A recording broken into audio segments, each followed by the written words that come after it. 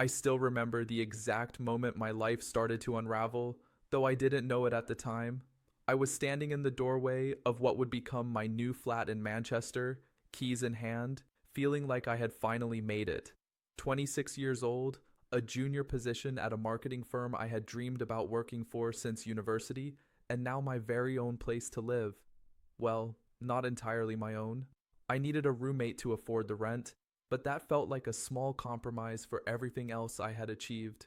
If only I had known that the woman who would answer my roommate advert would systematically dismantle everything I had worked so hard to build, all while smiling at me and pretending to be my closest friend. Her name was Gemma, and she seemed perfect from the moment she walked through the door for the viewing. She had this warm energy about her, the kind of person who makes you feel instantly comfortable. She worked in graphic design, she told me, freelance mostly, which meant she kept odd hours but was always quiet and respectful. She loved cooking and offered to make dinner for us both a few nights a week. She had references from her previous landlord that were absolutely glowing. She even brought homemade biscuits to the viewing, chocolate chip still warm from the oven. Looking back, I should have wondered why someone so seemingly perfect was looking for a room in a flat share. I should have asked more questions about why she had left her previous place, but I was so eager to fill the room, so desperate to believe that this new chapter of my life would be everything I had hoped for, that I ignored every instinct telling me to slow down. The first few months were genuinely wonderful. Gemma was everything she had promised to be and more. She kept the common areas spotless, she was considerate about noise levels, and those dinners she cooked were incredible. We would sit at our small kitchen table, sharing a bottle of wine, talking about our days, our dreams, our fears. She told me about her difficult childhood, how her mother had been emotionally absent, and her father had left when she was 12. She told me about a string of bad relationships that had left her wary of trusting people. She told me I was the first real friend she had made in years, and I believed her. I told her things too, things I had never told anyone, about my own insecurities, about the imposter syndrome I felt at work, about my complicated relationship with my parents, about the savings account I had been building since I was 18 that I never touched, my safety net for when life went wrong. I told her about my boyfriend at the time, Marcus, and the small doubts I had about whether we were really meant to be together. I gave her every weapon she would eventually use against me, and I handed them over willingly, thinking I was building a friendship. The first sign that something was wrong came about 4 months after she moved in. It was so small that I almost dismissed it entirely. I had been looking for a particular blouse, a silk one my grandmother had given me before she passed away. It wasn't expensive by any means, but it was precious to me. I searched my entire room, my wardrobe, my drawers, even the laundry basket. It was nowhere to be found. When I mentioned it casually to Gemma, she suggested I must have left it at Marcus's place, or perhaps at my parents' house the last time I visited. It made sense. I was always leaving things places. I forgot about it and moved on, but then other things started disappearing. A pair of earrings, a scarf, a book I had been reading, always small things, always things I could convince myself I had simply misplaced. It never once occurred to me that someone was taking them. Why would it? I trusted Gemma completely. Around the 5-month mark, things at work started getting strange. I had been working on a major campaign for a new client, pouring everything I had into the pitch. I had shared my ideas with my team, but I had also talked about them at home, running concepts past Gemma because she had a good eye for design. She had offered suggestions, encouraged me, told me my ideas were brilliant. So when I walked into the presentation meeting and watched my colleague Jessica present almost the exact same concept I had developed, my mind could not process what was happening. The campaign themes, the visual direction, even some of the specific slogans I had come up with, it was all there, coming out of Jessica's mouth as if she had thought of it herself. I sat there in stunned silence, my face burning with humiliation, while my boss looked at me with barely concealed disappointment. After all, I was supposed to be presenting first. My ideas were supposed to be the ones that wowed the room. Instead, I had nothing. Jessica had stolen my thunder completely. After the meeting, I confronted Jessica privately. She seemed genuinely confused by my accusation. She told me she had received the ideas in an email from an anonymous source, someone claiming to be a junior designer who wanted to remain unnamed. She had assumed it was someone on her team trying to help. She showed me the email, and my blood ran cold. The email address was a random string of letters and numbers, completely untraceable, but the writing style was familiar. The way the sentences were structured, the specific phrases used, it sounded like Gemma. But that was impossible.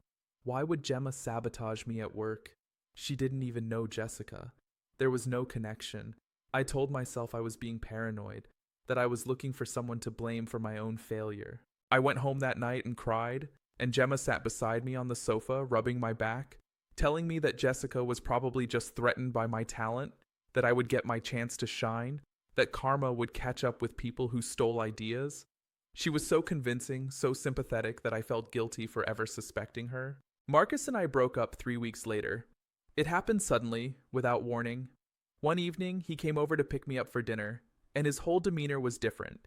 He was cold, distant, barely able to look at me.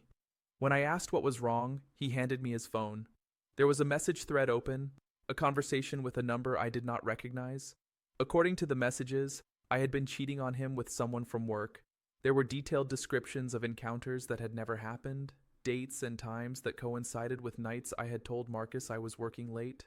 Whoever had sent these messages knew intimate details about my schedule, my workplace, even the layout of my office.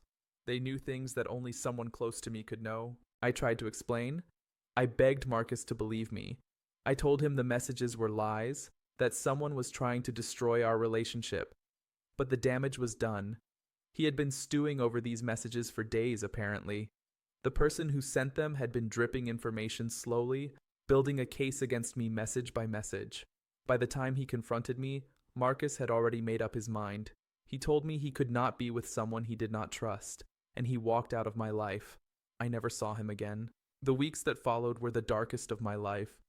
I could not understand what was happening to me. It felt like the universe had suddenly turned against me, like I was being punished for something I could not identify. My work continued to suffer. Ideas I shared in meetings somehow got attributed to other people. Emails I sent mysteriously disappeared from sent folders. Documents I created were edited without my knowledge. Small changes that made me look careless or incompetent. My manager called me into her office for a performance review that was not scheduled, expressing concern about my recent work quality. I tried to defend myself, but I sounded paranoid, unstable. I could see in her eyes that she was starting to question whether I belonged at the company at all. Through all of this, Gemma was my rock. She listened to me vent for hours. She offered advice. She encouraged me to keep pushing forward, to not let the setbacks define me. She was the only person I could talk to, the only one who seemed to understand what I was going through. Our friendship deepened during this period. I came to rely on her completely. I did not realize that I was drawing closer to the very person who was orchestrating my destruction. The turning point came 6 months after Gemma moved in. I came home early from work one day, sent home by my manager who said I looked unwell and needed rest. I was not feeling great, truthfully. The stress had been taking a physical toll on me. I was not sleeping properly. I had lost weight, and I felt constantly on edge, like I was waiting for the next bad thing to happen. When I walked into the flat, I expected to find it empty. Gemma usually worked at a coffee shop during the day, claiming the change of scenery helped her creativity, but the flat was not empty. I could hear her voice coming from her bedroom, muffled but animated. I should have announced myself. I should have made noise, let her know I was home. But something stopped me. Some instinct I had been suppressing for months finally broke through. I crept closer to her door, which was slightly ajar, and I listened. She was on the phone with someone, and she was laughing. Not a friendly laugh, but something cruel, triumphant. I caught fragments of the conversation. She mentioned my name. She said something about my job, about how I was probably going to be fired within the month. She used phrases like completely clueless and too trusting for her own good, and then she said something that made my heart stop. She said, "She still thinks I'm her best friend. She tells me everything. It's almost too easy. I do not know how long I stood there, frozen in the hallway, my mind racing to catch up with what my ears were hearing. Everything suddenly made a terrible kind of sense. The missing items, the stolen ideas at work, the mysterious messages to Marcus, the sabotage that had been slowly dismantling my life. It was all Gemma.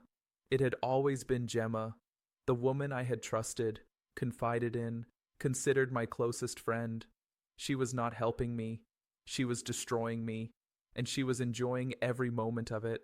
I retreated silently to my room, my hands shaking, my breath coming in short gasps. I needed to think. I needed to understand what was happening and why. But more than that, I needed a plan. Because in that moment, standing in my bedroom with tears streaming down my face and rage building in my chest, I made a decision. I was going to find out everything. I was going to document every terrible thing she had done, and I was going to make her face the consequences of her betrayal. This was not just about justice anymore. This was about survival. This was about taking back my life from someone who had systematically tried to steal it. This was about revenge. The hardest part was pretending nothing had changed. I had to look at Gemma every day, share meals with her, listen to her fake sympathy, all while knowing exactly what she was. But I understood that if I confronted her directly, she would deny everything. She would gaslight me, make me doubt what I had heard. Or worse, she would accelerate her campaign against me before I had a chance to protect myself. So I played the part of the broken, oblivious friend. I let her think she was winning, and in the shadows I started building my case. The first thing I did was secure my digital life. I changed every password I had, using a computer at the public library so Gemma could not track my keystrokes if she had installed any monitoring software on my laptop. I created new email addresses that only I knew about. I started backing up important documents to a cloud storage service she had no access to. I became paranoid about leaving anything sensitive lying around, making sure my phone was always on my person, my laptop always password protected. Then I started watching her. I noticed patterns I had been too trusting to see before. She always seemed to know when I was coming home, always managing to look busy or casual when I walked through the door. I realized she must have been tracking my location somehow. I checked my phone and found an app I did not remember installing, one that shared my location data. She had put it there, probably during one of the many times I had left my phone unattended in the flat. I deleted it but did not change my habits immediately. I wanted her to think she still had the upper hand. I started documenting everything. I bought a small notebook and kept it hidden in my car, writing down every suspicious incident, every lie I caught her in, every small piece of evidence that supported what I now knew to be true. I noted the dates, the times, the details. I was building a timeline of her betrayal, and the picture that emerged was both horrifying and illuminating. The next major revelation came when I decided to investigate Gemma's past. The references she had provided when she moved in had seemed legitimate, but I had never actually verified them. So one evening, while Gemma was out, I found the paperwork from when she first applied to be my roommate, and I called the number for her previous landlord. The phone rang several times before someone picked up. When I explained who I was and asked about Gemma, the woman on the other end went quiet for a long moment. Then she said something that made my blood run cold. She told me Gemma had never lived there. She had never even met anyone by that name. The reference was fake. Gemma had fabricated her entire background. I dug deeper. I searched for her online, something I should have done before ever agreeing to live with her. What I found was disturbing. Gemma had a history, it turned out, but not the one she had told me about. I found old social media accounts under different names, all connected through tagged photos and mutual friends. I found forum posts from years ago, people warning others about a woman matching her description, who had a habit of befriending people and then systematically ruining their lives. The stories were eerily similar to my own. One woman had lost her job, another had her marriage destroyed by false rumors. A third had been driven out of her apartment after her roommate fabricated claims of harassment. The pattern was unmistakable. Gemma was a predator, and I was just her latest victim. But why? That question haunted me. What had I ever done to her? We had never met before she answered my roommate advert. There was no prior history, no conflict, nothing that could explain this level of malice. I needed to understand her motivation, not just for closure, but because I suspected it might be the key to my revenge. The answer came from an unexpected source. About 3 weeks into my investigation, I received a message on one of my new email accounts. It was from a woman named Sophie, who claimed to be Gemma's cousin. Sophie had found me through a mutual friend and had something she wanted to share. We arranged to meet at a cafe far from my flat, somewhere Gemma would never think to look for me. Sophie was nervous when we sat down together. She kept looking around as if afraid Gemma might appear at any moment. When she finally started talking, the story she told painted a picture of someone deeply troubled. According to Sophie, Gemma had always been competitive, almost pathologically so. Growing up, she had been constantly compared to her older sister, who was smarter, prettier, more successful in every way.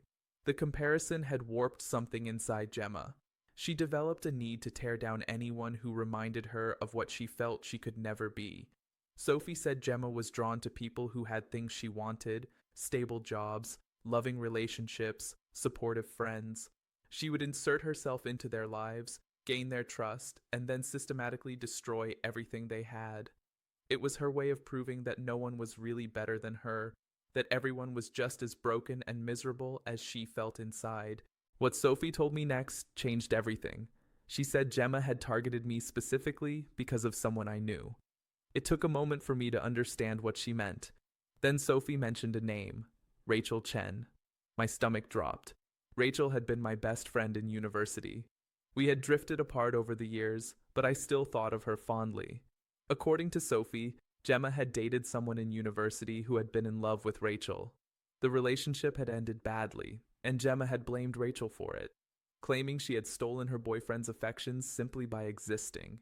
Gemma had been obsessed with Rachel for years, but Rachel had moved abroad and was beyond her reach. So Gemma had done the next best thing. She had targeted Rachel's closest friend instead, me. I was collateral damage in a vendetta I had known nothing about. The realization was almost too absurd to accept.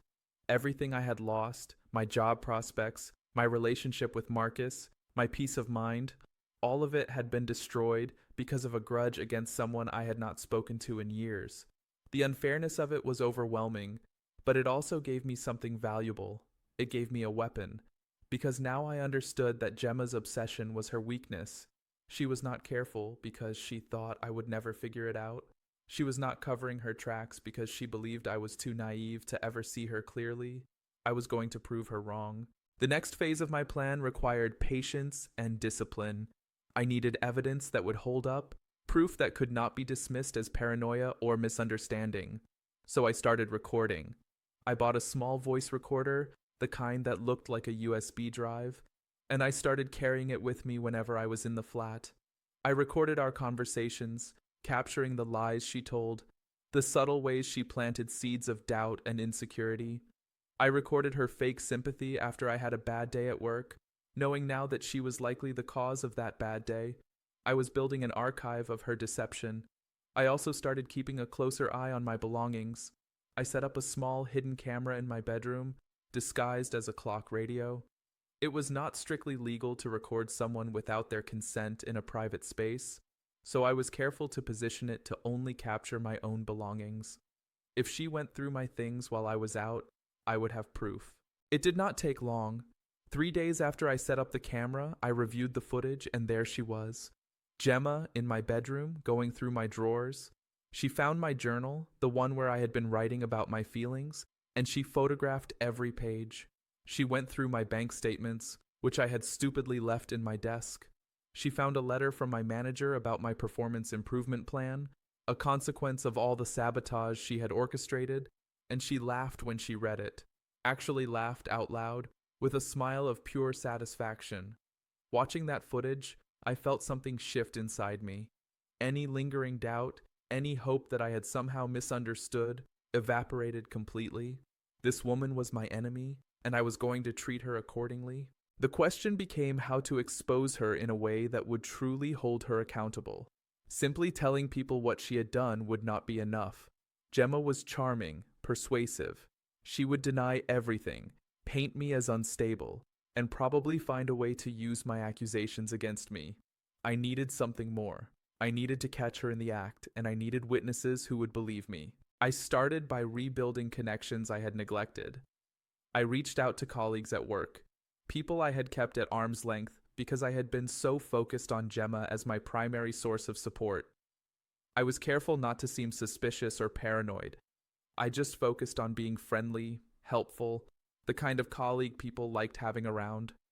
Slowly, I started to notice something interesting. Other people had been having similar experiences to mine, ideas going missing, emails getting lost, files being altered. The problems were not limited to me. It was as if someone had been sowing chaos throughout the office. This gave me an idea. I started keeping track of incidents that affected other people, quietly building a picture of the pattern. I did not accuse anyone or suggest any theories. I just listened and documented. And the more I documented, the clearer the pattern became. The chaos had started around the same time Gemma moved into my flat. Coincidence? I did not think so. I confirmed my suspicion through a stroke of luck. One of my colleagues, a woman named Priya, mentioned offhandedly that she had been receiving strange messages about me. Nothing too serious, she said, just suggestions that I was not trustworthy, that I talked about colleagues behind their backs, that sort of thing. Priya had dismissed them as someone stirring up drama, but she thought I should know. When I asked her to describe the messages, my heart nearly stopped. They came from an anonymous account. They were carefully worded, never crossing into outright defamation, but consistently painting me in a negative light. And they included details that only someone close to me would know. I asked Priya if she would be willing to save those messages and share them with me if I needed them as evidence. She agreed, looking at me with new curiosity. I think she sensed that something bigger was going on, but she trusted me enough not to push for details. It was the first genuine support I had felt in months, and I nearly cried with relief. By this point, I had been living with my enemy for 8 months. The strain was immense. Every conversation with Gemma felt like a performance. Every smile I gave her was a lie, but I was getting closer to my goal. I had recordings, I had video evidence, I had documentation of her pattern of behavior, and I had colleagues who could corroborate parts of my story. What I still needed was a way to tie it all together, to expose Gemma in a way that would leave her no room to maneuver. The opportunity came unexpectedly, as these things often do. My company was planning a major event, a product launch that would involve clients, media, and senior leadership from across the organization. I was assigned to help with the event planning, a sign that my manager still saw potential in me despite the performance issues. It was a chance to redeem myself, and I threw myself into the work with genuine enthusiasm. But I also saw an opportunity. If Gemma was going to try to sabotage me again, this event would be an irresistible target. It was high profile, high stakes, exactly the kind of situation where a well-placed piece of sabotage could end my career for good. I was certain she would try something. I just needed to be ready to catch her. I set a trap. I started talking openly about the event at home, sharing details about the planning process, the timeline, the key documents I was working on. I mentioned that I had saved everything on my laptop, which I would be bringing home each night to work on. I even complained about how stressed I was, how much I was relying on this event to prove myself to my managers. I was dangling bait, and I watched Gemma's eyes light up with barely concealed interest. Sure enough, she took it. A week before the event, I came home to find subtle signs that someone had accessed my laptop. Files had been opened, their timestamps changed. Some of them had been modified in small ways, not enough to be immediately obvious, but enough to cause problems if I did not catch them. Pricing information was wrong. Contact details were altered. The schedule had been shuffled in ways that would create chaos on the day, but I had expected this. I had created a decoy version of all the important documents, the ones I left on my laptop for Gemma to find. The real files were safely stored elsewhere, untouched and accurate. I fixed the decoy files to look like I had not noticed the sabotage, and I waited. The day of the event arrived. I was nervous, but for the first time in months, it was a good kind of nervous. I knew something Gemma did not know. I knew that her sabotage would not work, and I knew that I was about to turn the tables on her completely. The event was scheduled to begin at 6 in the evening. At 4 o'clock, I received a message from an anonymous number. It claimed to be from a journalist who had received a tip about the company, something about irregularities in the product we were launching. The message asked me to meet in a side room at the venue to discuss. I recognized the pattern immediately. This was Gemma, trying to lure me away from the event at a critical moment, probably so that some part of her sabotage could take effect without me there to catch it. I replied to the message, agreeing to meet. But instead of going to the meeting myself, I sent the message to my manager and asked if she could have security check out the room. I explained that I had been receiving strange messages and was concerned someone was trying to disrupt the event. My manager took it seriously. She had security sweep the room and found nothing, but the incident was logged. The event went perfectly. Better than perfectly, actually. Every detail was in place, every speech went smoothly, and the clients were impressed. My manager pulled me aside afterward and told me she was proud of the work I had done. It was the first genuine praise I had received at work in months, and I had to fight to keep my composure. But the night was not over yet. I had one more move to make. After the event, there was a reception. Drinks, mingling, the usual corporate socializing. I had invited Gemma to come, telling her it was a chance to network and meet some interesting people. She had agreed, probably eager to see the aftermath of what she assumed would be my professional humiliation. Instead, she walked into a room full of successful, happy colleagues, celebrating a job well done. I watched her face as she processed the scene, the confusion, the disappointment, the quickly suppressed frustration. She covered it well, pasting on a smile and congratulating me on the successful event. But I could see the cracks in her mask, and I knew I had already won the first battle. The real blow came later that evening. I had arranged for Sophie, Gemma's cousin, to be at the reception. Sophie had agreed to help me, partly because she genuinely wanted to stop Gemma from hurting anyone else, and partly because she had her own grievances against her cousin that she had never been able to address. When Gemma spotted Sophie across the room, her face went white. She tried to leave, but I was ready. I approached her with a smile. I said, loudly enough for nearby colleagues to hear, that I had some wonderful news to share. I told her that I had discovered some fascinating information about her background, things she had probably forgotten to mention when she moved in. I mentioned the fake references. I mentioned the pattern of behavior that Sophie had helped me uncover. I mentioned the recordings I had made and the video footage from my room. Gemma's mask cracked completely. She started to splutter denials, but she could see from the faces around us that the damage was already done. My colleagues were listening, putting pieces together, remembering their own strange experiences. The anonymous messages that Priya had received, the sabotaged files that others had noticed. The atmosphere in the room shifted as people realized they were looking at the source of months of chaos and manipulation. I did not raise my voice. I did not need to. I simply laid out the facts, calmly and clearly, and let the truth do its work. By the end of the conversation, Gemma was surrounded by people who now looked at her with suspicion and disgust instead of friendliness. The social consequences of her actions were beginning to take hold, but I was not finished. The next day, I contacted my landlord. I had been looking through the original rental agreement and found something interesting. There was a clause about providing false information during the application process. Since Gemma's references were fabricated, she was technically in breach of her tenancy. I presented the evidence to the landlord, including Sophie's statement confirming that the supposed previous landlord had never met Gemma. The landlord was understandably disturbed. Within a week, Gemma had been served with a notice to vacate the flat. Then there was the matter of my job. I met with my manager and HR and presented my documentation. The recordings, the video evidence, the pattern of sabotage that I had uncovered. I was careful to focus on the facts, not my emotions.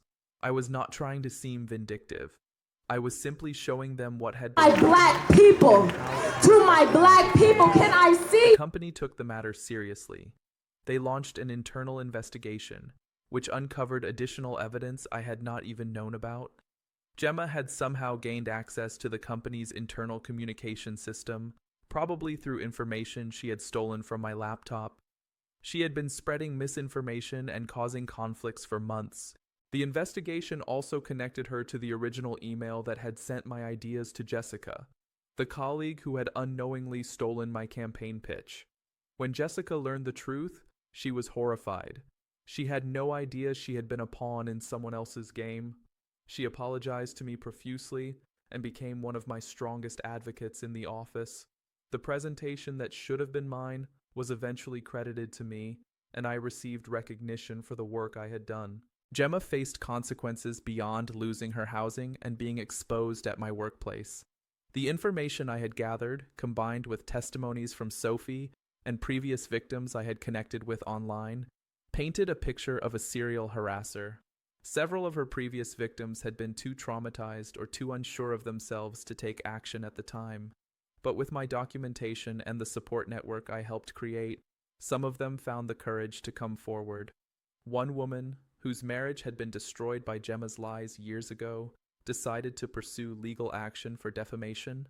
The case was still ongoing when I last heard, but the evidence was strong. Another victim, a man whose small business had failed after Gemma sabotaged his professional relationships, joined forces with others to create an online record of her behavior. Nothing defamatory, just factual, carefully worded warnings that would appear when anyone searched her name. Gemma's ability to insert herself into new victims' lives was severely curtailed. The mask she had relied on for so long had finally been torn away. As for my own recovery, it took time. The trauma of being so thoroughly betrayed by someone I had trusted left scars that did not heal overnight. I had nightmares for months afterward. I became suspicious of everyone, unable to let my guard down, unable to trust even the kindest gestures. I started seeing a therapist, something I probably should have done much earlier, and slowly I began to rebuild my sense of self. Marcus never came back. By the time the truth about Gemma was exposed, too much time had passed, and we had both moved on. I grieved that loss more than I expected to. He had been a good man, and he had been manipulated just as thoroughly as I had. I hoped that somewhere, somehow, he learned the truth and found some peace with it. My career recovered faster than I expected. The combination of being publicly vindicated and demonstrating resilience in the face of adversity actually boosted my reputation at work. I was promoted within the year. I became known as someone who could handle difficult situations, who could stay calm under pressure, who could protect herself and others from manipulation. It was not the reputation I would have chosen, but it was one I could be proud of. Sophie and I stayed in touch. She had taken a risk by helping me, potentially alienating herself from her own family, and I was grateful for her courage. We became genuine friends, bound together by the strange experience of having both been damaged by the same person. She told me that Gemma had moved to a new city, trying to start fresh somewhere no one knew her, but the internet has a long memory, and the warnings we had helped put in place would follow her. Her days of easily inserting herself into unsuspecting victims' lives were over. Sometimes I think about what drove Gemma to do what she did. The jealousy, the insecurity, the need to tear down others to feel better about herself. It is almost possible to feel pity for someone so broken that they could only find satisfaction in destruction. Almost. But then I remember the calculated cruelty of her actions, the pleasure she took in my pain, the way she laughed while reading about my professional humiliation, and the pity evaporates. Some people make choices that put them beyond sympathy. Gemma made those choices every day for months. She deserves every consequence that has come her way. If there is a lesson in all of this, it is that the people closest to us have the most power to hurt us. The trust we give to friends and roommates and partners is a gift, and most people treat it with the respect it deserves. But some people see that trust as an opportunity, a weakness to be exploited. Learning to tell the difference is one of the hardest skills there is. I am still working on it, but I know now that I am stronger than I realized. I survived Gemma's campaign of destruction. I fought back, I won, and no matter what happens next, no one can take that from me. The flat is different now. I have a new roommate, Someone I vetted much more carefully this time. We are friendly but cautious with each other, which suits us both. I do not expect her to be my best friend. I do not pour out my secrets over wine at the kitchen table. Those days are over, but I am learning to be open again, slowly, carefully, with people who have earned my trust through consistent actions rather than charming first impressions. Some mornings I wake up, and for a brief moment, I forget that any of it happened. Then the memories flood back, and I feel the weight of everything I went through. But the weight is getting lighter. The memories are losing their sharp edges, and in their place, something new is growing. Not just anger, though that is still there. Not just caution, though that will probably never go away, but something else, something that feels like strength, something that feels like hope. Gemma thought she could destroy me. She thought I was too naive, too trusting, too weak to ever fight back. She was wrong. And wherever she is now, I hope she remembers that. I hope she remembers the moment when her mask finally fell and the people around her saw her for what she really was. I hope she remembers the consequences that followed. I hope it haunts her the way her actions haunted me, because in the end, the truth always comes out. It might take months, even years, but eventually, the people who hurt others are exposed. The masks they wear are torn away, and they face the consequences of their choices. That is what happened to Gemma. That is the justice I fought for. And as I sit here now, in the flat that once felt like a prison and now feels like home again, I know that I have reclaimed my life from the person who tried to steal it. This is my story. The story of how my roommate pretended to help while destroying me. The story of betrayal and manipulation and calculated cruelty. But more than that, it is the story of how I discovered my own strength, how I learned to fight back, how I ensured that the person who hurt me could never hurt anyone else in the same way. It is a story about revenge, yes, but it is also a story about survival, about resilience, about refusing to let someone else's cruelty define me. If you are listening to this and you recognize something of your own experience in my words, I want you to know that you are not alone. I want you to know that your feelings are valid, and I want you to know that no matter how powerless you feel right now, you have more strength than you realize. You can fight back, you can protect yourself, you can make sure that the people who hurt you face the consequences of their actions. It will not be easy. It will take time and patience and discipline. But it is possible. I am living proof. Trust your instincts. Document everything. Build your network of support carefully. And when the time is right, when you have gathered your evidence and prepared your plan, step into the light and tell your truth. The people who hear it will believe you. The people who matter will support you. And the person who hurt you will finally face the justice they deserve. That is what I did. That is how I survived. And as I look toward the future, I know that no matter what challenges come my way, I will face them with the knowledge that I have already survived the worst. Gemma tried to break me. She failed, and that failure will define her far more than any of her cruel victories ever could. This is my truth. This is my revenge. And this is the end of the story, at least for now. The story of the roommate who pretended to be my friend while systematically destroying my life. The story of how I uncovered the truth, gathered my evidence, and turned the tables on my betrayer. The story of consequences, finally catching up with someone who thought she was untouchable. I won. And that is a victory I will carry with me for the rest of my life.